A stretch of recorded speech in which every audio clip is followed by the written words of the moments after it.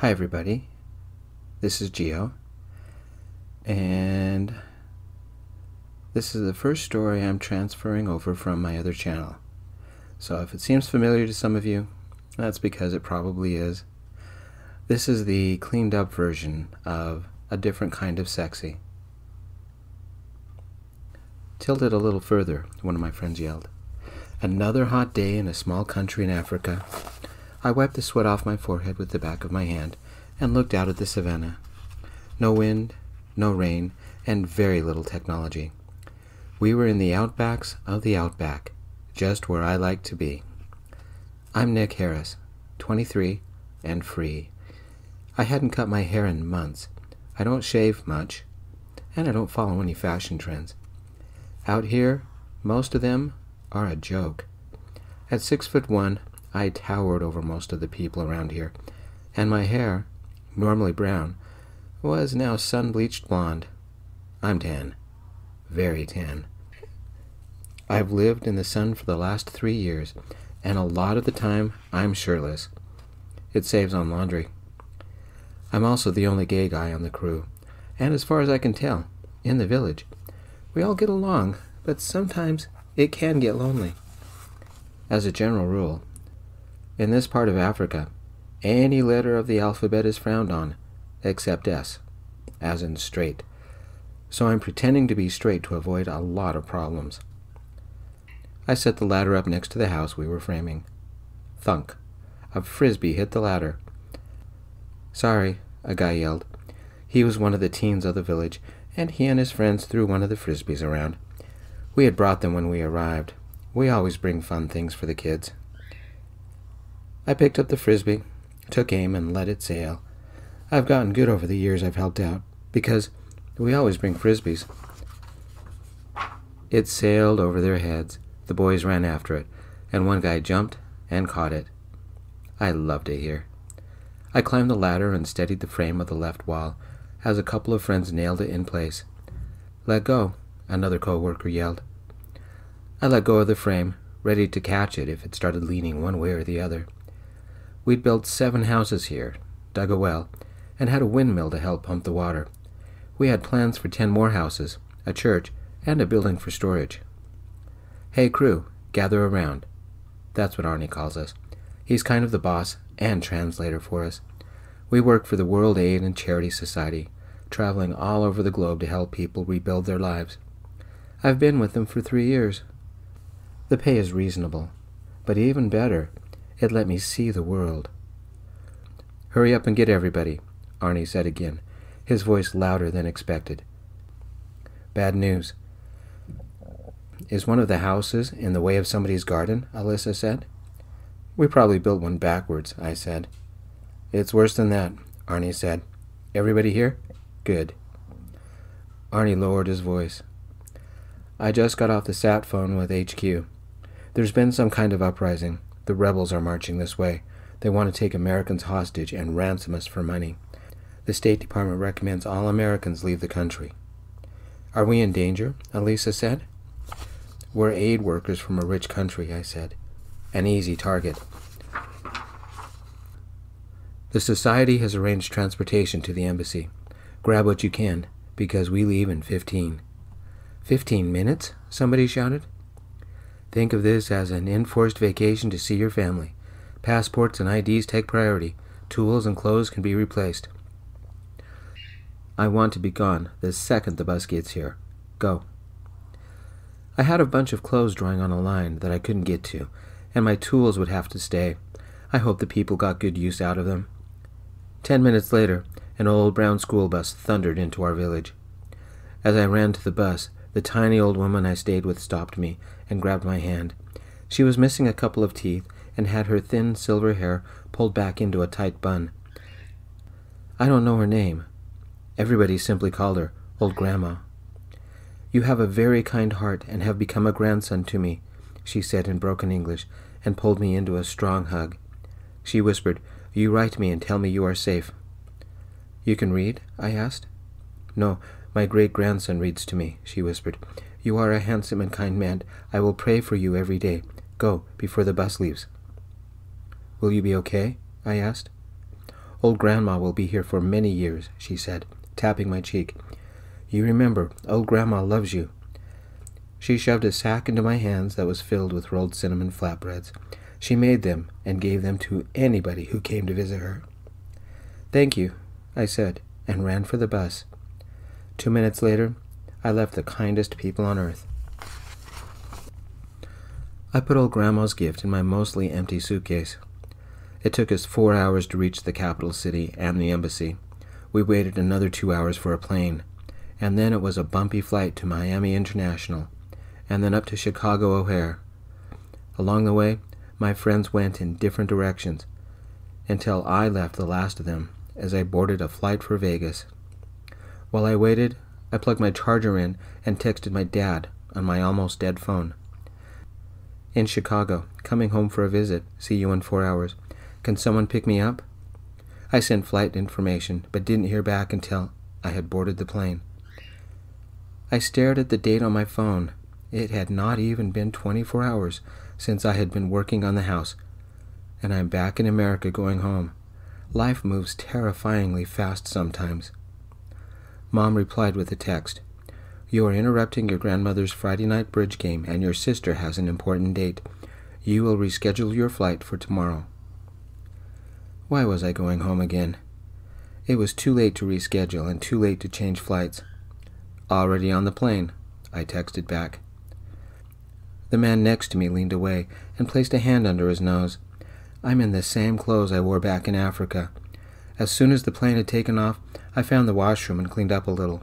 At least I didn't stink any longer. From the sky, Vegas was beige and brown. I always missed the beauty of the desert. Once we landed, it was immediate culture shock. Hundreds, if not thousands, of people were everywhere. Signs and noise and cars and exhaust and screams and honks and blaring hotels. I wanted to go back to Africa. I picked up my suitcase and took inventory. Between my few clothes and solar charger and a notebook, I had 40 things to my name, including what I wore and my laptop. I ate one of Old Grandma's cinnamon treats. The taste of Africa. I forgot how cold the buildings are here in America. They kept the airport Arctic. I shivered. I found a traveler's shop and picked up some deodorant that smelled like sandalwood, a toothbrush and toothpaste, and found a restroom to clean up in and change clothes. Old Grandma's gift had broken and crumbs covered everything. I shook out the cut-off shorts and the old hoodie and put them on. Mom would have a coronary when she saw me, but I didn't have anything else. Mom and I didn't like each other. She expected me to live like she wanted. She wanted to control my life. She never forgave me for having a brain. Vegas didn't feel like home anymore. I hadn't been back for a year. Even then, I had regretted it. I had left my address with my family and wrote them every month. Dad occasionally sent something. Mom complained that I was inconsiderate and needed to check my phone more often. It didn't matter how many times I told her that cell phones don't function in the places I worked. It gave her another excuse to complain. I received a text from my cousin Clif. He was out front. He and I had been friends growing up, but we went 2 different paths. He got his business degree, like his mom wanted. I went out of the country, like my mom didn't want. Our moms are sisters. "Good to see you," Clif said, and eyed my worn-out clothes. "You're braver than I am." "Our moms are still the same?" I asked. "Nothing has changed," he said. "Tell me about Africa." I shared Old Grandma's treats with Clif and told him about working on the houses as we drove into the suburbs. We moved in 10 years ago when I was 13, when our house was brand new. The old home hadn't changed. A very large, beige stucco 2-story house with an adobe roof. We could have fit 10 of the houses I built into that behemoth. Many homes in Vegas had xeriscaped their yards to look like the desert or a rock garden. It saved on water. After all, Vegas is in the Mojave Desert. Mom didn't care. She wanted a big lawn. What Mom demanded, Mom got. Dad's old car was in the drive, not in Mom's garage. That hadn't changed. My grandparents had parked on the street, and Clif's parents had parked behind them. My gut got nervous. There was one other car, "Whose is that?" I asked. "Your sister Amy is dating this guy named Brodie. Your mom bragged about being able to control the poor guy with a couple of words," Clif said. "Just like Grandma does Grandpa? Does Brodie know?" I asked. "How long did it take you to figure out your mom was a control freak and do something about it?" Clif asked. "I was 5, but I didn't stand up to her until I was 15. I got in so much trouble," I said, and chuckled. Clif stared at me and grinned. "The good times. I'm glad you're back," he said. The front of the house had a big sign that read, "Welcome home, Nick." That didn't sound like Mom. She was up to something. I needed to be on my guard because I'd be safer with the rebels back in Africa. I climbed out of the car and Clif got my suitcase. "This house is bigger than the country I was in," I said. "I bet the people are nicer in Africa too," Clif said. Both of us laughed, but he was right. The front door banged open and, what do you know? Mom stood there, arms wide. Nobody could smile that big, except my mom and a crocodile. I bet they're related. "If it isn't my wayward son, Nick," she screamed in a falsetto voice that sounded like a sneer. Salon perfect hair, eyes with too much makeup and false lashes, and lips an ugly shade of mauve. She wore a below-the-knee dress, high heels, and an apron that said, "I control this kitchen." Mom hadn't changed. Clif glanced at me and whispered, "I warned you." Cosmo, our German shepherd, exploded out of the door. 12 years old, and though the old guy had slowed down, he still acted like a giant puppy. "Mom, shut the door," Amy yelled. Cosmo bolted straight for me. I knelt to catch him.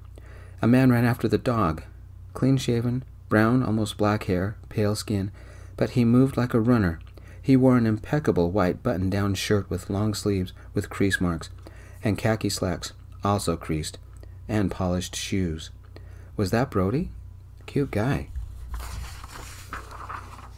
He grabbed for Cosmo's collar and missed, tried again, and ran into me. I held on to him as we tumbled together on the lawn. He was under me. I felt his body through the thin shirt, well-muscled and defined, but not bulky. His arms were around me, and he smiled. His eyes twinkled. I like this guy. Full lips, chiseled face, perfect hair now not so perfect. Wow. One look made the entire trip from Africa worth it. Brodie was worth flirting with. "Hi, I'm Nick. Getting tackled by a sexy guy is my idea of a perfect homecoming. Can I have your name and number?" I said, my voice low and seductive. His eyes widened, then he smiled a wicked grin. Was he about to kiss me? I hope so. Wait a minute. Brodie was Amy's boyfriend. With the way he looked at me, he liked me? Brodie might like girls, but he also liked guys. Was he bi? I think so. Somebody gave an indignant huff. My sister. "Nick, why do you have to be so rude?" Amy shrieked. "I'm Brodie.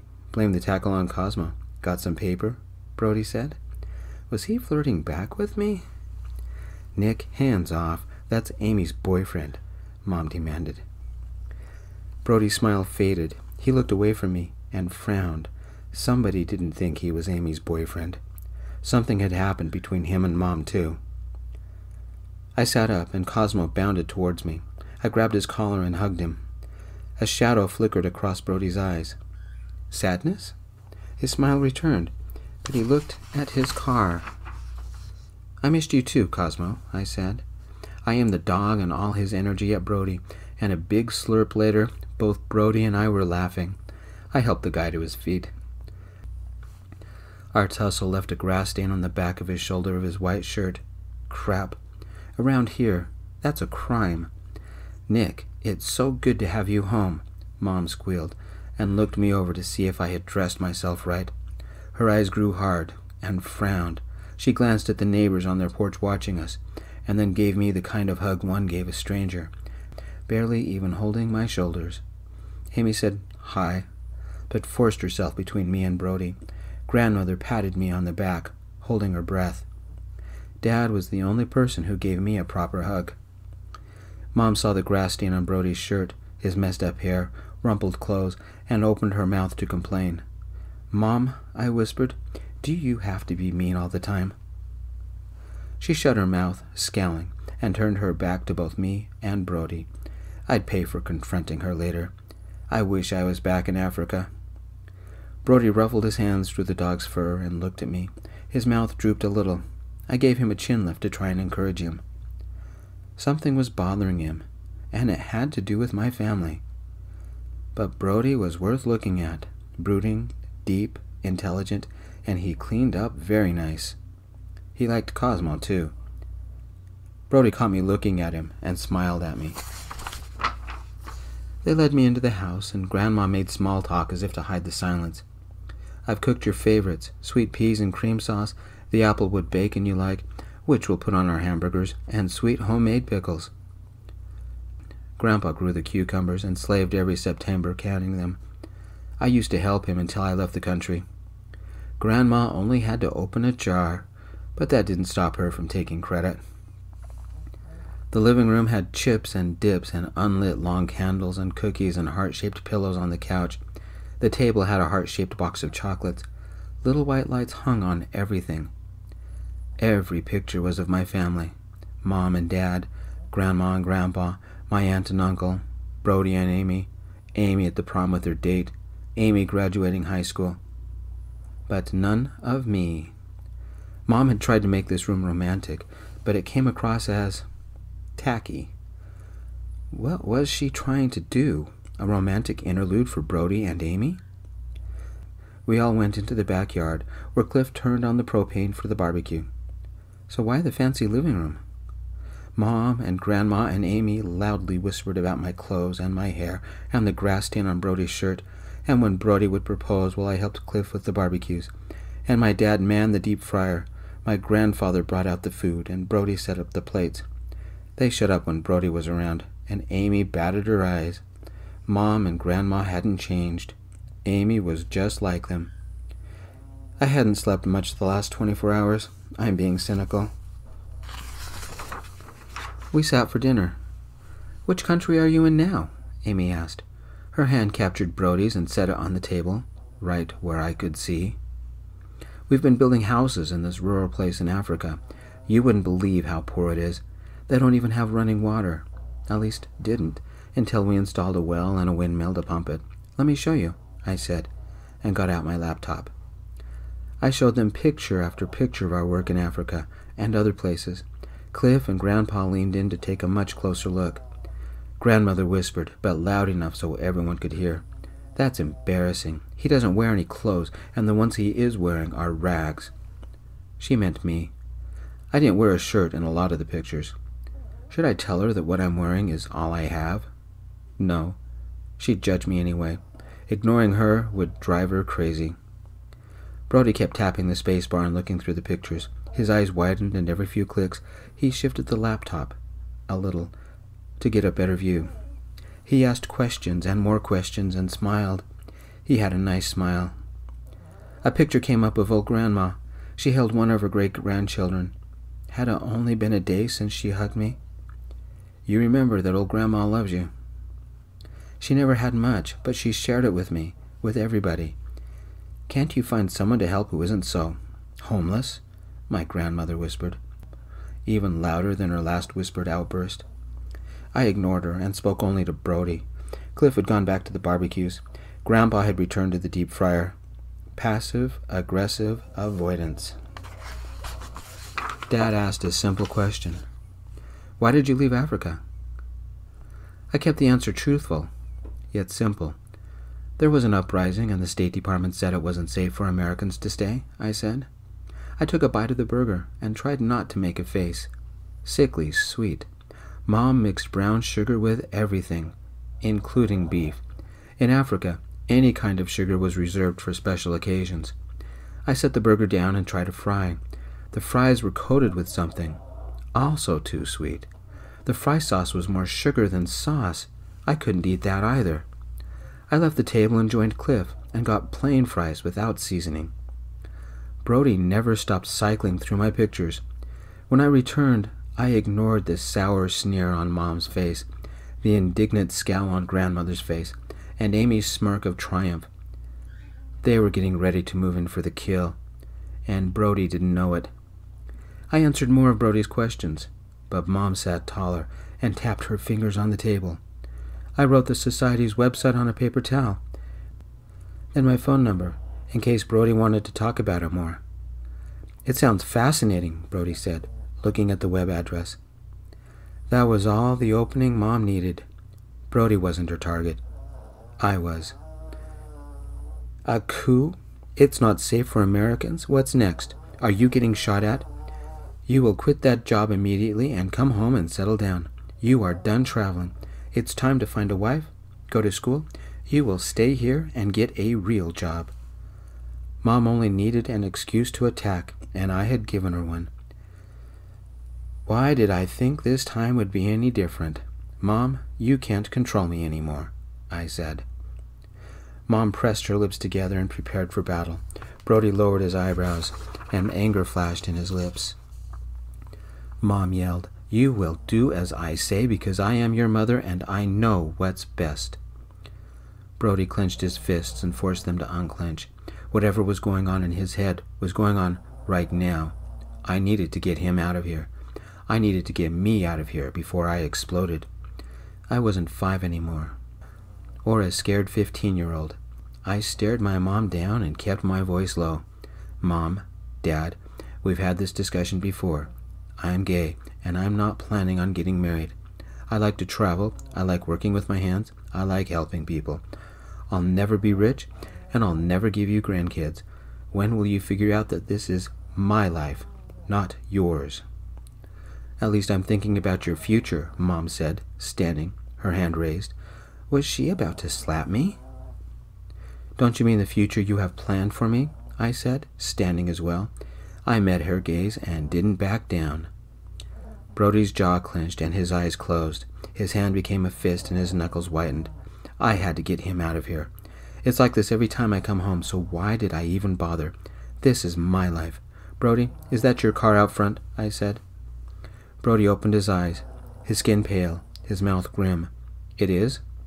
"Can you drop me off at a hotel?" I said. "You're staying here," Mom screamed. Clif suddenly turned from the barbecue.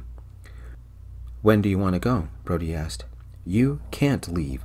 I have a girl coming over you will meet," Mom said. The living room had been a trap, but for me. I'm not spending the rest of the week with you nagging me. "Brodie, I'll wait out front." I packed up my stuff. Amy said, "You have a responsibility to your family."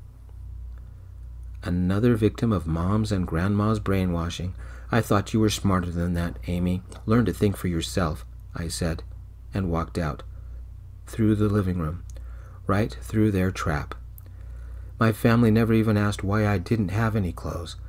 My mom judged me and found me guilty of not bowing down to her demands. I'd never come back here again. I wish I was back in Africa right now, with old Grandma again and the kids playing frisbee.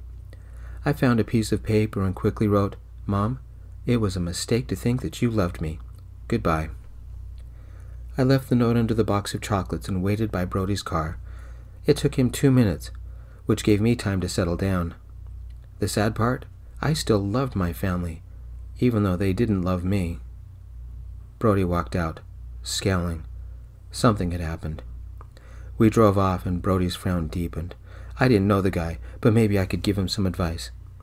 "I don't know how serious you and Amy are, but I would rethink marrying into that family if I were you. You either fit their status quo, or they make you fit. That's why I left. I refused to fit." For the first time since we had accidentally hugged each other, Brodie smiled. "Why does everybody think Amy and I are getting married?" "You stick around Mom and she'll have you two married in a month and nag you about kids the month after," I said. We sat in silence for a few minutes until Brodie broke it. "What will you do now?" "I've got some friends I could visit. I haven't been back in a year, so it's time to catch up," I said. Brodie glanced at me and pursed his lips. His mouth moved as if he wanted to say something, and stopped himself. He took a breath and said, "I have an extra room, And it's yours if you show me the pictures and tell me all the stories. It's cheaper than a hotel." There seemed something desperate in his voice. Maybe Brodie needed a friend too. "Brodie, throw in a beer, and it's a deal," I said. His grin chased the shadows in his head away. We went to his apartment. The extra room was a messed-up office. He had a couch in the living room that was fine with me. I opened my suitcase to find something to sleep in. "No clothes?" Brodie asked. "We ran out of there so fast that I had to leave them behind," I said. Brodie disappeared into the other room and returned with T-shirts and shorts. "This will help me clean out my closet," he said. Brodie and I talked for hours. We went through hundreds of pictures and stories. We went online and found maps and more pictures and histories. A little after 10, Brodie sat up and stretched. "My life sounds boring compared to yours." Something about the way he said it seemed sad.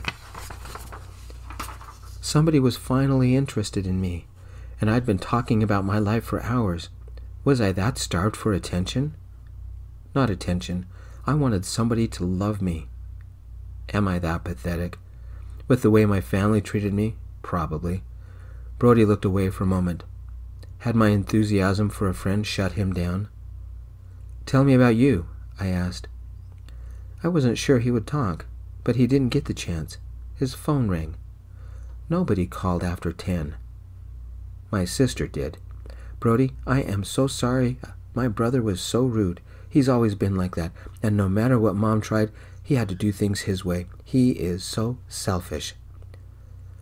Brodie glanced at me, his eyebrows lowered, and the easy smile he had all night vanished. That brooding look came across his eyes. Something serious was going on in his head. The smile flickered back. Brodie had solved his problem. "Amy, I've been thinking about us," he said. "Are you ready to set a date?" she said. Brodie licked his lips and his eyes set. His voice deepened a little when he spoke. "I don't want to live the life you and your mom have planned for me." For a moment, there was silence. Something rustled on the phone. I think Mom was listening nearby. "What? Is this because of my stupid brother?" Amy yelled. Brodie looked over at me. I whispered, "Do you want me to go in the other room?" He shook his head. "Amy, I saw the way you treated your brother. I don't want to have to wear perfect clothes every time I see your parents, or say the perfect things, or act a certain way. I don't want to have your family dictate when and if I get married, or how many kids I have, or where I live, or what I choose to do. I'm not marrying your grandma, or your mom, and it looks like you're turning into them." Amy inhaled. A second inhale sounded.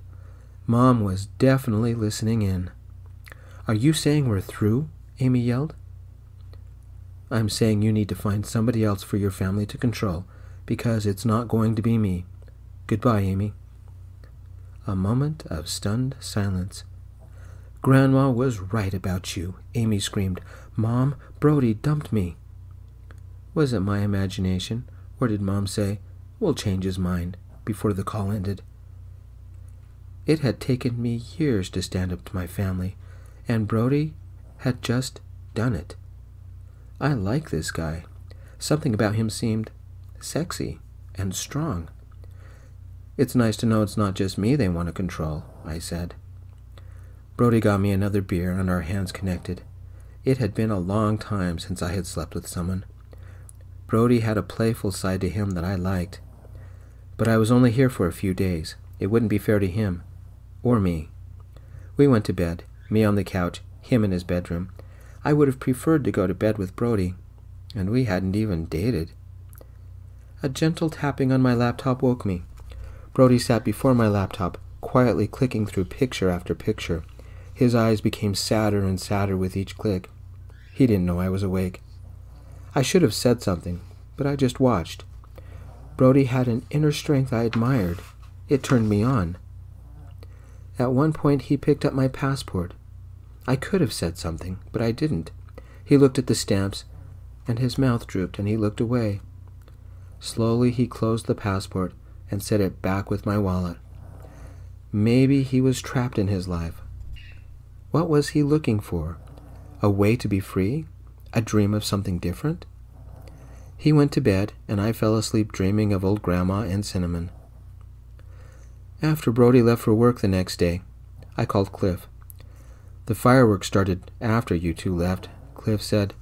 "How so?" "Your mom and Grandma thought you'd be back as soon as you cooled off. 10 minutes after you left, the doorbell rang. Everybody was sure it was you. It turned out to be the girl your mom had invited over. Your mom came up with some lie about why you left. That's when your dad said, 'Tell her the truth. Nick is gay and you insulted him so bad he walked out 30 minutes after he got here.' The girl told your mom off and left. Grandma took a chocolate and discovered your note. Your mom was furious. Then your dad came out with a suitcase. He said you had the right idea and he was getting a hotel room. I went shopping, found some clothes to replace the ones I lost, and wandered around the town. It was just as I remembered, but it was a home. Too many people, too many buildings, too much noise. I'd grown used to open spaces and a place small enough to know everybody. That night I took Brodie and we met some old friends at a local bar and grill.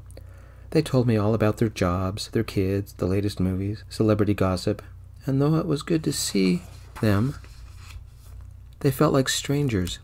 Too much time had passed. Me, the traveler, the humanitarian, and I felt lost in my own country. The people in the villages barely knew me, but I felt more one of them than I did here. I couldn't wait to leave. Brodie and I talked all night again. He wasn't sad like last night, and we relived the times I had spent in places around the world. The next day, Brodie took the day off and took me anywhere I wanted. I wanted the solitude of the desert. It reminded me of Africa. Brodie and I talked all day. I had found a kindred spirit. Maybe I had been lonelier than I had realized.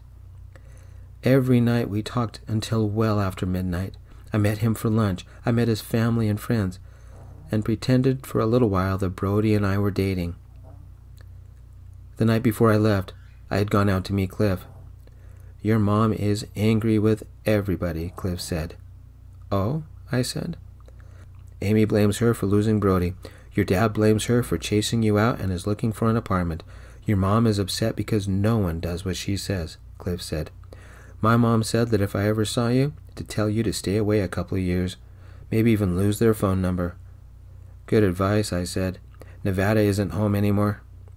"Not for me either. I'm moving to Denver. I've got a job offer," he said. "That's great. When do you start?" I said. "In a week, as soon as I can get moved," he said. I returned to Brodie's apartment and set up the laptop. Something smelled good. Restaurant-style good. Brodie set a couple of wine glasses on the table and filled them. "A toast to a new friend," he said, with a bold glance. This week meant as much to him as it did to me. I counter-toasted to a very generous friend who let me sleep at his place for a week. We drank, then Brodie served bacon-wrapped filet mignon that smelled superb. We drank again. He cut a piece of bacon, and it somehow flipped to the table. I picked it up, held it a moment, then held it before him. He took it out of my fingers with his lips. Then he broke off another piece of bacon, and I ate it from his fingers. I broke off a piece of bacon from my dish and held it. He kissed my fingers and ate the bacon. Brodie looked at me, his eyes serious. He placed his hand on mine. I turned my hand over and gripped his. Brodie rewarded me with a shy smile. He broke off another piece of bacon and placed it between his lips. He leaned towards me. I took a deep breath. I took the bacon from his lips with my lips and kissed him. It had been a long time since I had kissed anyone. My hand held the back of his head, running my fingers through his hair, and I surrendered to the moment. His lips held mine, gripped mine, played with mine. Something inside me relaxed, and I shifted my chair until I could hug him as well. Tonight, I had found someone I could be happy with. We broke apart and stared at each other. Brodie bit his lip and smiled. I leaned in for another kiss, but he rose, gesturing for me to stay seated. He brought out a homemade chocolate-drizzled cheesecake. Somebody had been busy this afternoon. Brodie set it before us. With a spoon, he cut a bite and fed it to me, and kissed me. I took the other spoon, cut another bite, and fed it to him. I licked my lips and kissed him. He tasted of chocolate. He fed me again. Oops, I smudged a little on your lips, he whispered, and kissed me. The blood rushed into my cheeks. It had been a long time, and Brodie excited me. We forgot about the cheesecake. Our kiss deepened, almost to the point of using tongues, but not quite. Our mouths nibbled each other, and I pushed him back, wiped a little chocolate on his chin, and kissed it clean. The doorbell rang. We both giggled, and I groaned. Worst timing ever. I shifted in my chair, stretching my back. Brodie kissed me, then left to answer the door. Amy stood there. Hadn't Brodie dumped her the other day? I decided you needed one more chance, she said. Come in, Brodie said. Your mom decided, or you decided? That's not fair, Amy said. Evidently, Mom had decided. Another power ploy. She stared at me and I at her. Amy broke eye contact and stared at the floor. Amy, I'll live my life the way I want, Brodie said, and smiled at me. Nick, this is your fault, she said. I was about to say something, but Brodie beat me. Actually, it's yours. Someday, stand up to your family. Be your own person, not your mom's puppet. Trust Amy to channel Mom. You are rude. I can't believe I considered marrying you. Brodie escorted Amy to the door and said, Amy, I never asked you, and it's none of your mom's business if I had anyway. Amy turned, her chin held high, and left. Brodie stood up to my family. The man had a serious backbone. His confidence and strength were very sexy. He only wore a t-shirt and shorts. My fingers had messed up his hair. He had chocolate on his chin, and he calmly faced my sister. No doubt Mom was waiting outside in the car, figuring she could control Brodie as she did everybody in the family. I refused to let Mom control me, and she couldn't control Brodie. Why did I find that sexy? Brodie closed the door and locked it. My opinion of him just shot up. Can I ask you something? Brodie said, returning to his seat. What's that? I asked. He kissed me and took my hand. Could we share something special tonight? He said quietly. What? I said, but I had a feeling about what he would say. Brodie blushed and pulled a black condom package from his pocket. I'd never seen that brand before. We didn't put the cheesecake away. Not yet, anyway. Our mouths locked with each other. His still tasted a little of chocolate. Chocolate is now my favorite food. Tonight, let's forget everything, I whispered. Except us, he whispered back. I teased his ear and whispered, your bed or mine. The next morning, before the alarm rang, I stared at Brodie's sleeping face. The chance of seeing him again once I'd left would become as remote as the islands I was heading to. We had right now, and that was about to end. While we dressed and had cheesecake for breakfast, I forced my face to smile, because leaving Brodie would hurt. At the airport, we made promises I don't know how we could keep. Brodie made the whole trip to Vegas worth it. Only Brodie came to the airport to see me off. My family was furious with me, and knowing Mom, it would be years before she ever forgave me, and only then if I did what she wanted. No, my true family was a random group of people that wandered the world helping people. While I was inside the terminal waiting to board, I wrote old Grandma and told her I was safe. I wrote a second letter to Brodie, promising to stay in contact, but it might only be every 2 weeks. I missed him the moment my plane took off, and I called him from Hawaii and eventually from the Marquesas Islands. A tropical cyclone had done some serious damage. He could only call me if it was an emergency, but I could call him for 5 minutes every 2 weeks. I lived for those 5 minutes. I wrote him hoping we could stay in touch. It would be a year before I could return, and I wouldn't blame Brodie for finding somebody.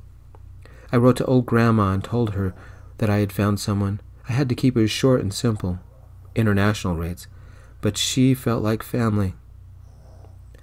A couple months later, while I was talking to Brodie on the sat phone, he said, "I have a surprise I'll tell you about next time I talk to you. I hope you'll like it."